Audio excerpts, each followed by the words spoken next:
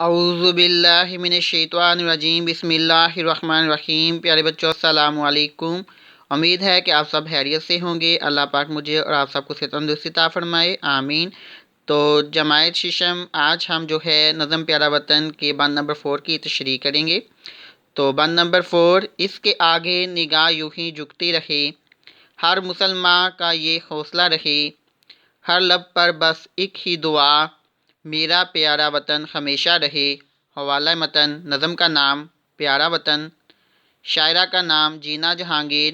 تشریح: اس بند میں شاعرہ، کون شاعرہ؟ جینا جہانگیر کہتی ہیں کہ اس بند میں شاعرہ کہتی ہے کہ ہر مسلمان کی آرزو ہے، خواہش ہے کہ ہماری نظریں وطن عزیز کے آگے ہمیشہ جھکتی رہیں، اور ہر زباں پر بس ایک ہی دعا ہے کہ ہمارا پیارا وطن پاکستان ہمیشہ سلامت رہے اور ترقی کی راہ میں گامزن رہے۔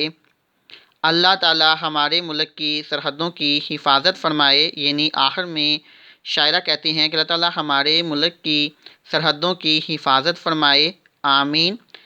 تو اس کے ساتھ ہی ہماری جو ہے وہ مکمل نظم کی تشریح جو ہے وہ مکمل ہو جاتی ہے، تشریح کمپلیٹ ہو جائے گی۔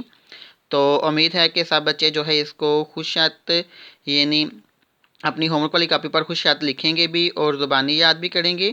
تو سب بچوں نے اس کو خوش خط اپنی ہوم ورک والی کاپی پر نیٹ فارم میں لکھنا بھی ہے اور زبانی یاد بھی کرنا ہے، اور زبانی یاد کرنے کے بعد سب بچوں نے اس کو زبانی لکھنا بھی ہے، اور اپنی مسٹیک جو ہے وہ خود آپ نے دور کرنی ہے، آپ نے لکھنے کے بعد آپ نے خود اس کو چیک کرنا ہے اور اپنی مسٹیک جو ہے وہ دور کرنی ہے۔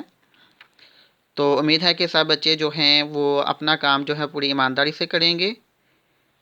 جزاک اللہ، شکریہ۔